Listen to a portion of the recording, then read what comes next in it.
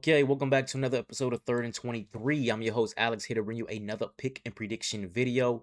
This time we're talking divisional round of the NFL playoffs. So wild card round overall, didn't do that great. But again, I only actually did 4 to 6 games, went 2-2. Is what it is. Rams will whiff, Eagles big whiff. See if we go ahead and turn it around in the divisional round. But again, I'm not doing every game. I'm gonna give you my pick for every game, but I'm gonna let you know what games I'm actually gonna do versus the games I'm actually not gonna do. So let's go ahead and start it off with the Bills visiting the Broncos. The Bills 1.5 point dogs in this game.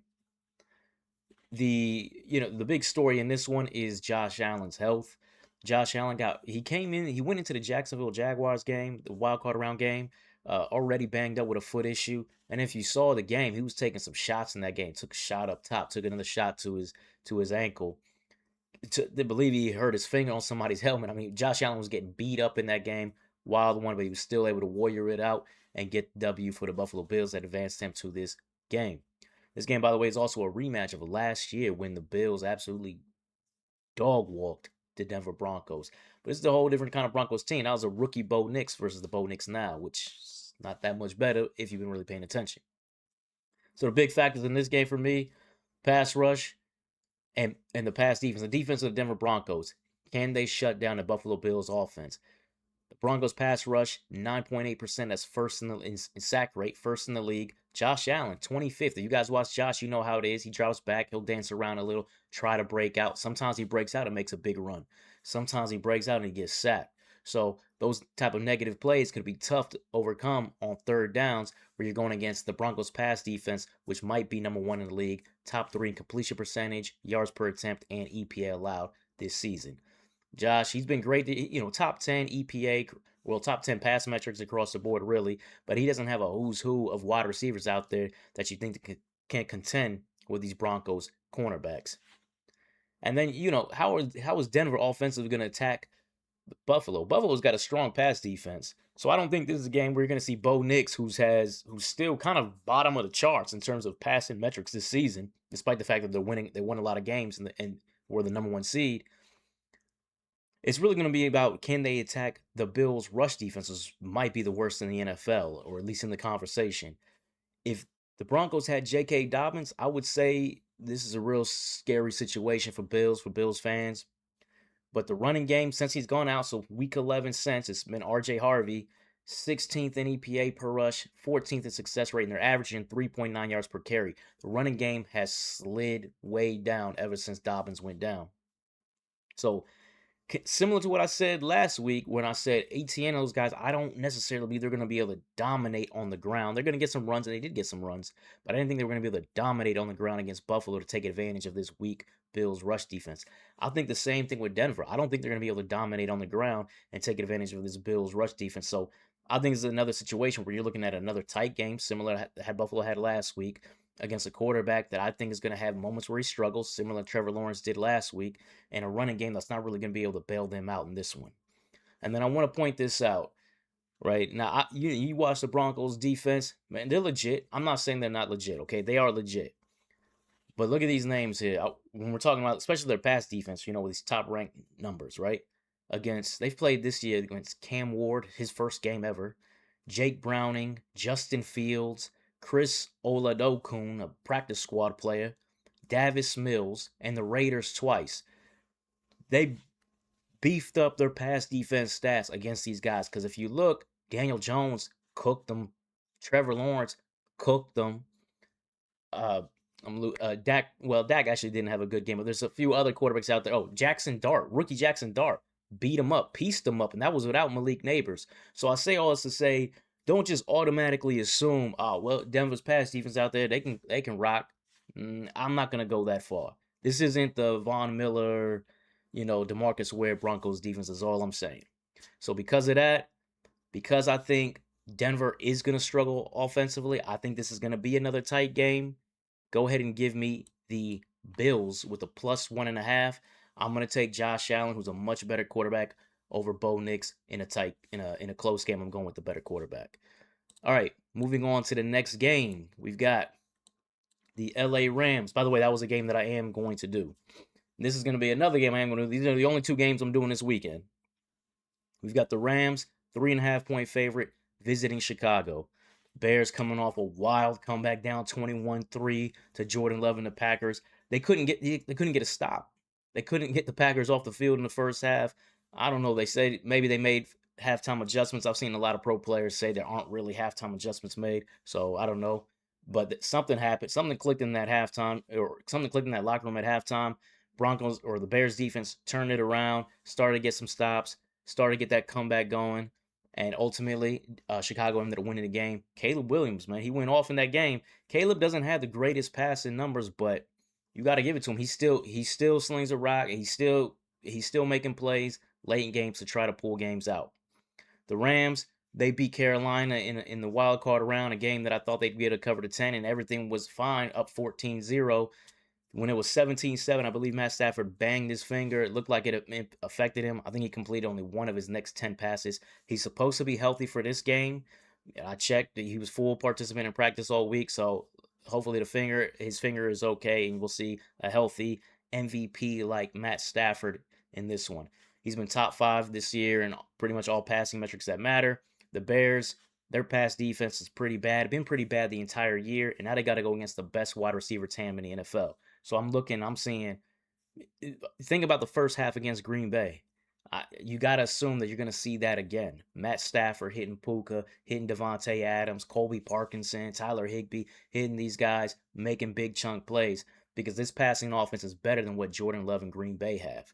Sean McVay, in my opinion, is a better coach, better offensive mind than what Matt LaFleur is. So I got to assume that the Rams are going to be able to make plays offensively in this game to potentially take that Bears rushing game out of it. I talked about this last week. The Bears running game is probably the best running game in the NFL.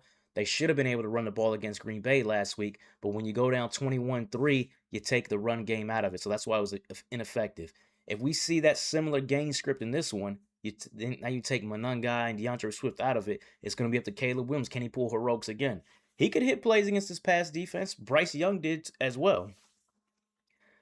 And the Rams' run defense is mediocre. So if it doesn't follow that game script, now you can kind of control the tempo of the game with your rushing offense. So for me in this one, I'm looking at this and I see the Rams should have smoked Carolina in my opinion last week, and variance happened.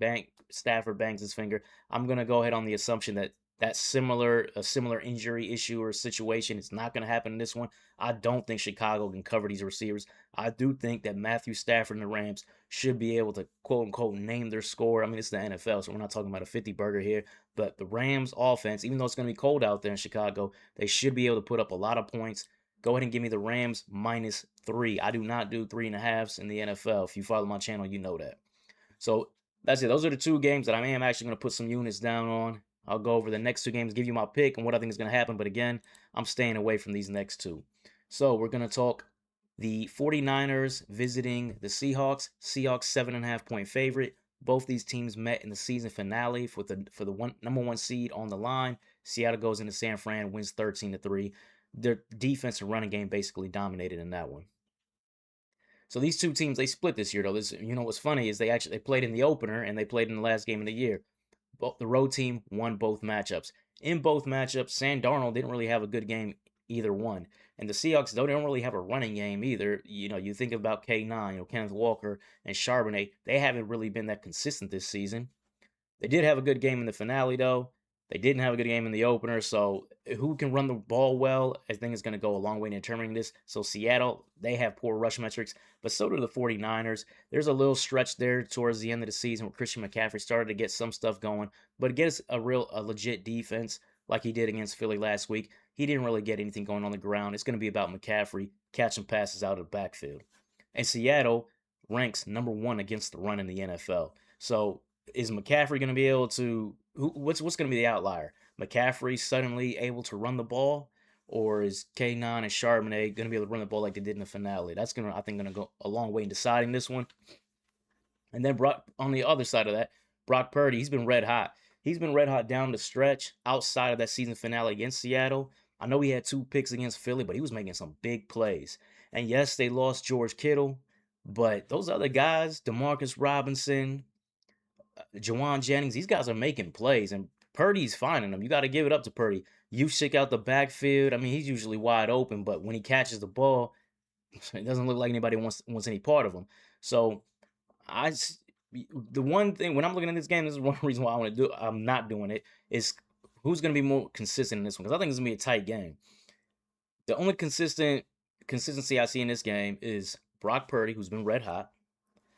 The Seahawks defense has been outstanding all year, so you can say both of those. It's going to be Purdy against his defense, and then Sam Darnold and how he has slipped since week 12. 13th in yards per attempt, 15th in success rate, 15th in EPA.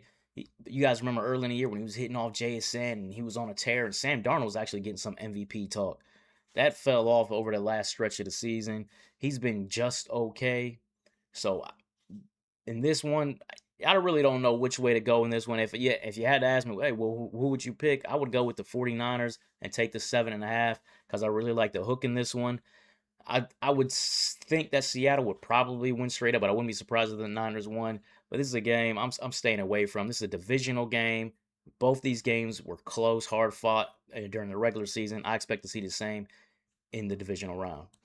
And then finally, the Houston Texans visiting the New England Patriots. So this is a game that I would have done. I would have put some units on. But if you haven't heard, Nico Collins is out. He got a concussion last week against the Steelers.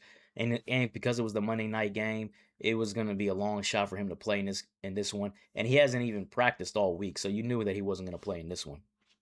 The Patriots come to this as a 3-point favorite. Surprising to me that with the Nico news, the line hasn't even moved. So the question for me, can the young guns, Jaden Higgins, Xavier Hutchinson, these young wide receivers for Houston, can they help C.J. Stroud out? Now that Nico's out, can they help him out against a Patriots pass defense? That's just okay. It's really Christian Gonzalez and then just a bunch of okay guys. Christian Gonzalez against Nico, that was going to be a hell of a matchup, and now that's going to open things up for the other wide receivers. And I think those other wide receivers would make plays against these New England DBs. Now you put Christian Gonzalez on Xavier Hutchinson, for example, you're gonna take away one side of the field. So to me, the what's going to be the deciding factor in this game is really about Drake May, might be MVP, top ranked EPA. He's top ranked in a lot of passing metrics for the season against maybe the top pass defense in the NFL, the Houston Texans, top ranked in EPA allowed. So whoever wins that matchup is probably going to go a long way in deciding who's going to win this game, because the Texans have one of the worst rush offenses in the league. New England's not that great at stopping the run, but I know we saw Woody Marks run the ball against Pittsburgh last week, and the question is he going to be that out of nowhere playoff running back who goes on a tear, right? And then he's signed for a longer contract next year, and then he rushes for 300, right? Is he that guy? Or was that just a one-off, and he's about to get shut down in this game, kind of like how he got shut down all season? And the New England's rushing game going against, again, one of the best defenses in the NFL. So can Hendo and Ramondre get the ground game going against Houston? So there's just a lot of questions in this one. That's why I don't really like this game. If Nico was playing, I definitely lean towards Houston. And because of that, I'm going to still lean towards Houston and take the +3. I don't know if they're going to win the game outright, but I'll take the 3 points because I believe in the Houston Texans defense. I actually do like those young wide receivers. Again, if Nico was playing, I think they're making plays against those New England DBs, and enough plays against those New England DBs to where they get a lead. And Drake May against his pass defense with a New England wide receiver group that's really not that good, if you're being honest, I would like Houston in this game. But again, I'm not putting any units down on it, but I would take the Texans +3 if I had to. All right, so anyways, that wraps it up. If you like the content, please like, comment, subscribe, all of that, as you want to see more pick and prediction videos going forward. Take care.